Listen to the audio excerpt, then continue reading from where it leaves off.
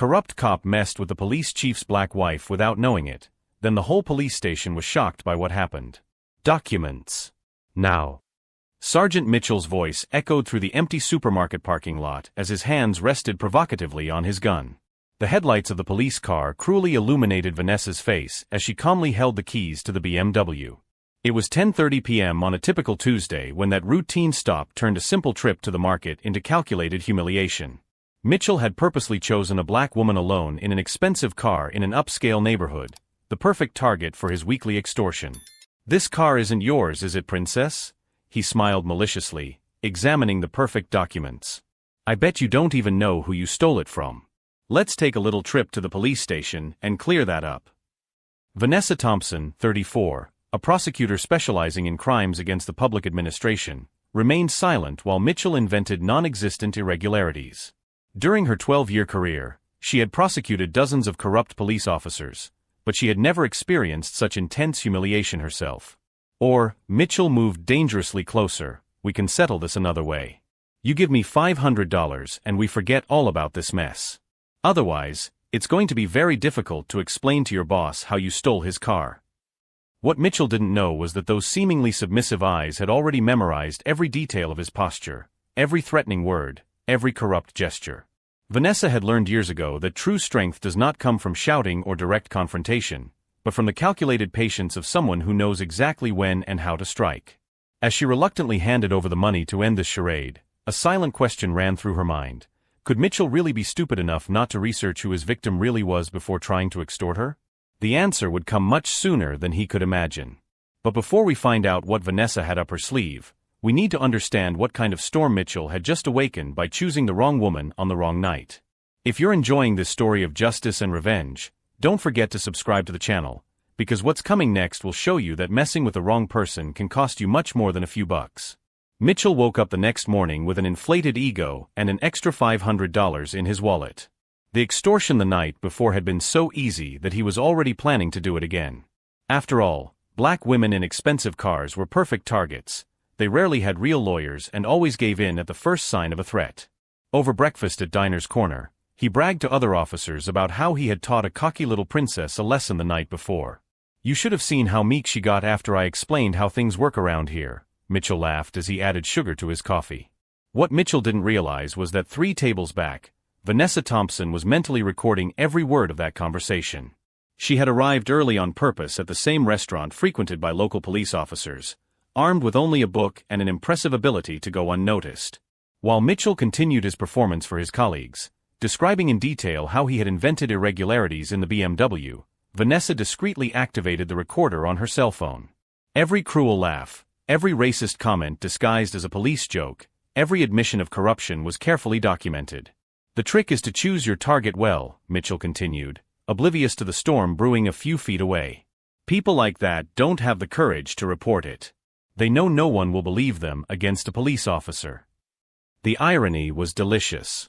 Here was a man boasting about crimes he had committed against prosecutors, with no idea that his next victim had direct access to the Internal Affairs Department, strategic relationships with federal judges, and most importantly, a thirst for justice that had been fueled for years by prosecuting people just like him.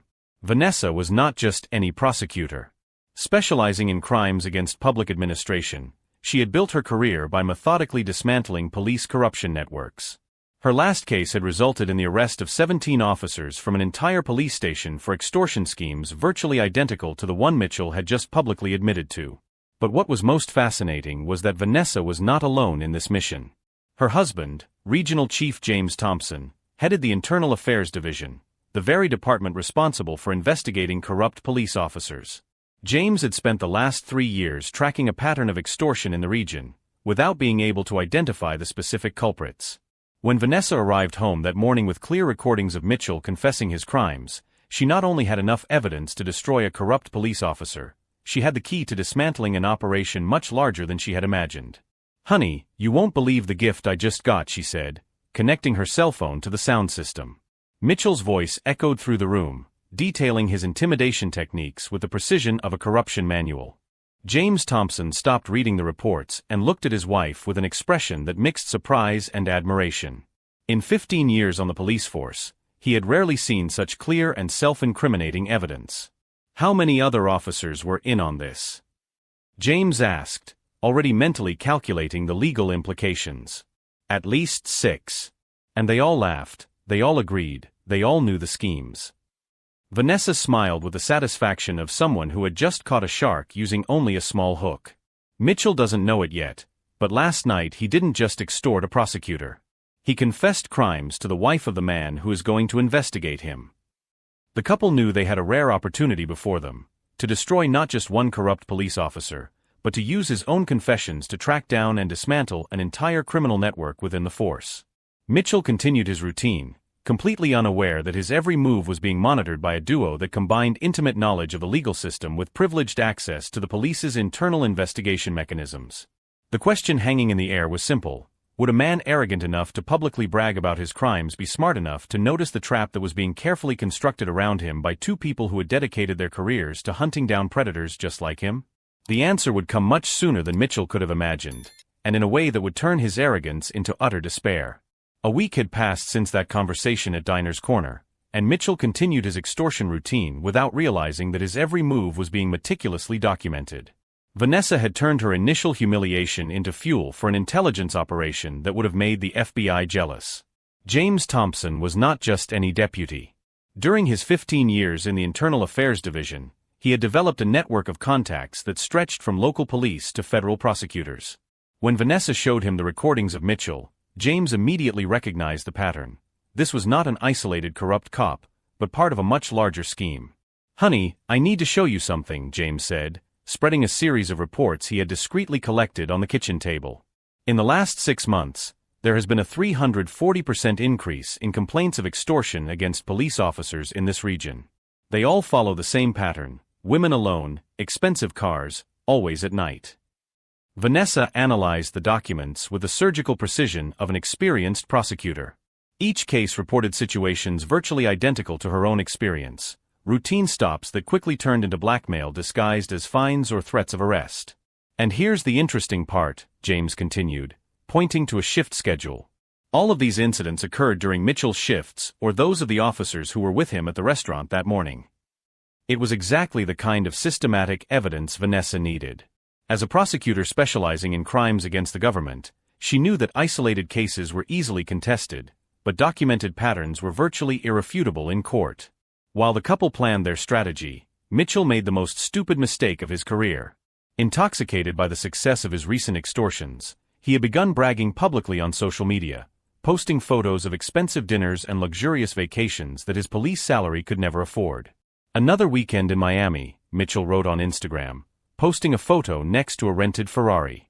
"Hard work pays off. #GoodCopLife. #I'd serve my success." What Mitchell didn't know was that Vanessa had created a fake profile and was tracking every post, every comment, every public display of unexplained wealth. To an experienced prosecutor, those posts were documented confessions of illicit enrichment. But Vanessa's smartest move was to recruit Special Agent Rebecca Torres, a federal investigator who had worked with her on previous police corruption cases. Rebecca was known for her almost supernatural ability to infiltrate and gather evidence. "Vanessa, are you sure you want to do this?" Rebecca asked during a seemingly casual lunch at a cafe near the courthouse. Confronting police corruption always has risks, even when you're on the right side of the law. "Rebecca, he didn't just extort me. He publicly confessed that he does this regularly with other women," Vanessa replied, discreetly sliding a copy of the recordings across the table. "How many other victims do you think there are? How many women have paid for humiliations they shouldn't have had to suffer?" Rebecca listened to the recordings through headphones, her face hardening with each of Mitchell's confessions. As a federal agent specializing in corruption crimes, she had heard many confessions throughout her career, but rarely anything so self-incriminating and detailed. "This isn't just individual corruption," Rebecca muttered, removing her headphones. "This is organized criminal operation. I'm going to need federal authorization for a full investigation." Meanwhile, James had quietly begun reviewing years of archived reports, discovering that Mitchell's pattern of extortion was even older and more systematic than they had imagined. Using his authority as a deputy, he had requested phone audits, GPS tracking of patrol cars, and analysis of patrol schedules that would reveal exactly where and when Mitchell carried out his side activities. Most impressive was that Mitchell remained completely oblivious to the net closing in around him. In fact, his arrogance had grown so much that he began recruiting other officers into his scheme, offering tips on how to identify lucrative targets. "The key is to choose women who have something to lose," Mitchell explained to a rookie cop over another coffee at Diner's Corner, unaware that one of the customers 3 tables back was Rebecca Torres, recording his every word through federal surveillance equipment. Lawyers, doctors, executives, people who would rather pay than get in trouble. The irony was delicious. Here was a man teaching others to commit crimes against exactly the kind of people who had the power to destroy him completely. It was like watching someone dig their own grave while handing out shovels to their friends.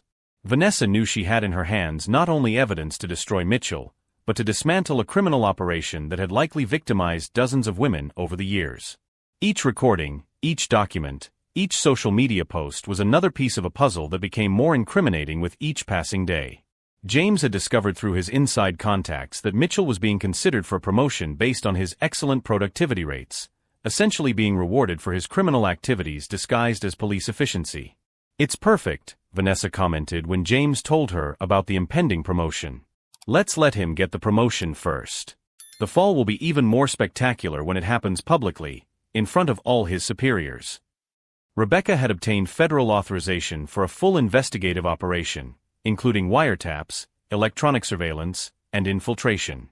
The case had caught the attention of the Federal Justice Department itself, which was interested in using Vanessa's evidence as a spearhead for a much larger investigation into systematic police corruption in the region.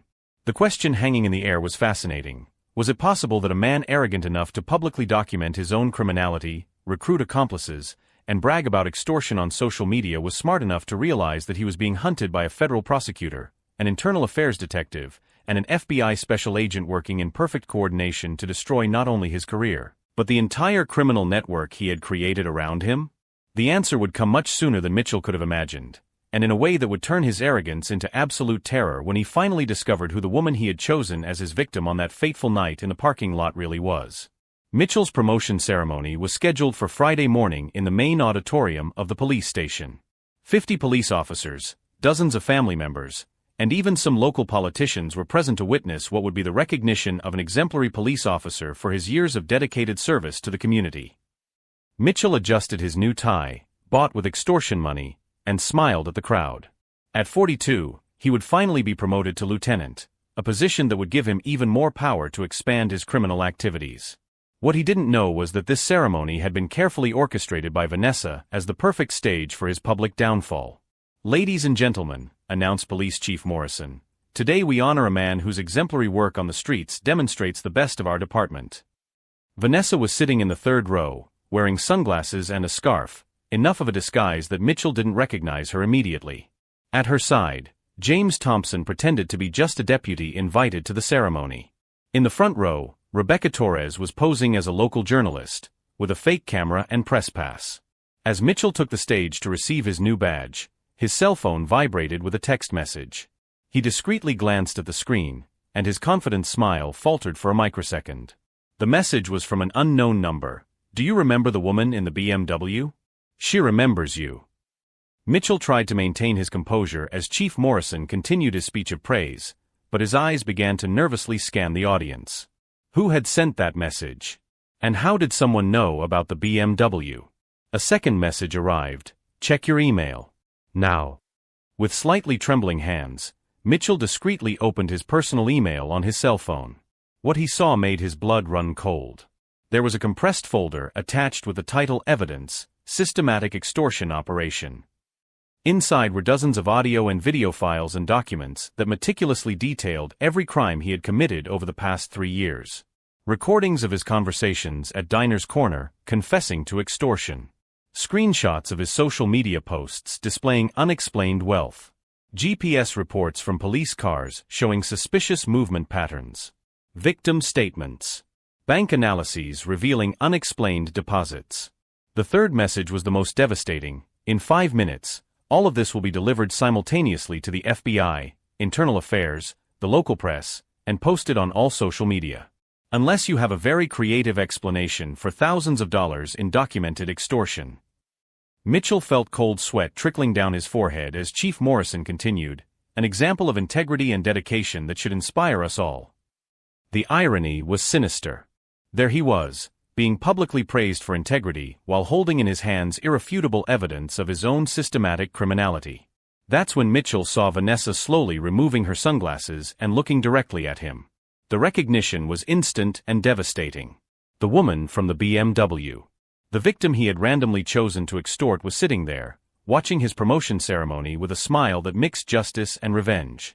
The fourth message arrived just as Chief Morrison called him to the microphone. Rebecca Torres, FBI Special Agent.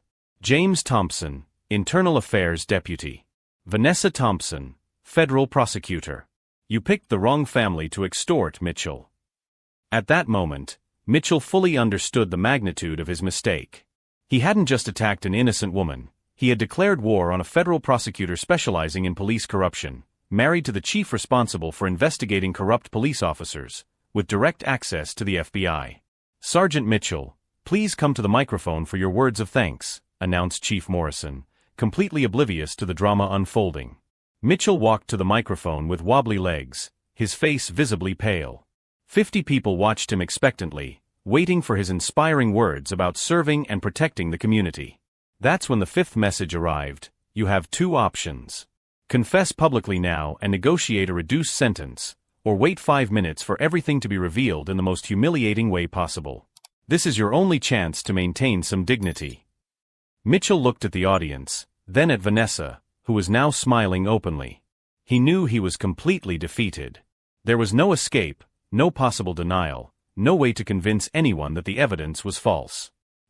Mitchell began, his voice faltering into the microphone. I have committed serious crimes against innocent citizens. The auditorium fell completely silent. Chief Morrison looked at Mitchell with growing confusion. For the past 3 years, I have used my badge to extort money from innocent women. I invented offenses, made false threats of arrest, and blackmailed people for personal financial gain. The shocked murmurs of the audience grew rapidly. Mitchell's family members looked on in horror. Fellow police officers exchanged incredulous glances. Vanessa stood up calmly and walked to the front of the auditorium. My name is Vanessa Thompson, federal prosecutor specializing in crimes against public administration. I have documented evidence that Sergeant Mitchell has systematically extorted dozens of women over the past few years. The bomb had exploded. Cell phone cameras began recording. Rebecca Torres, revealing her true identity, began to officially document the public confession. James Thompson took the stage. Sergeant Mitchell, you are under arrest for extortion, corruption, abuse of authority, and criminal association. You have the right to remain silent. As the handcuffs were placed on his wrists, Mitchell looked at Vanessa one last time. She stared back at him with the serene dignity of someone who had turned personal humiliation into systemic justice. You picked the wrong victim that night, Vanessa said loudly enough for the entire audience to hear. And now, dozens of other women you victimized will finally get justice. The ceremony that was supposed to celebrate Mitchell's promotion became the stage for his spectacular downfall and public arrest. Within minutes, videos of the confession were going viral on social media. Within an hour, Mitchell's extortion operation would be headline news on local television. The question hanging in the air was fascinating.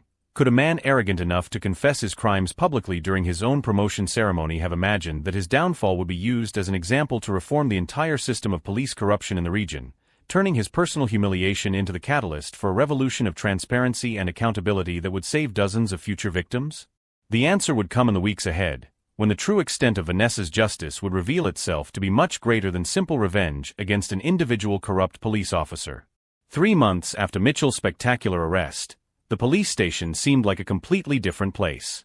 The video of his public confession had racked up over 2 million views, making it one of the most documented cases of police corruption in American history.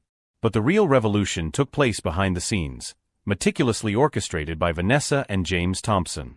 The operation that began with a simple $500 extortion had turned into the largest police corruption investigation in the county's history. Rebecca Torres, now promoted to special supervisor of the FBI, coordinated a federal task force that had identified and prosecuted 17 additional corrupt police officers using evidence gathered from the Mitchell case.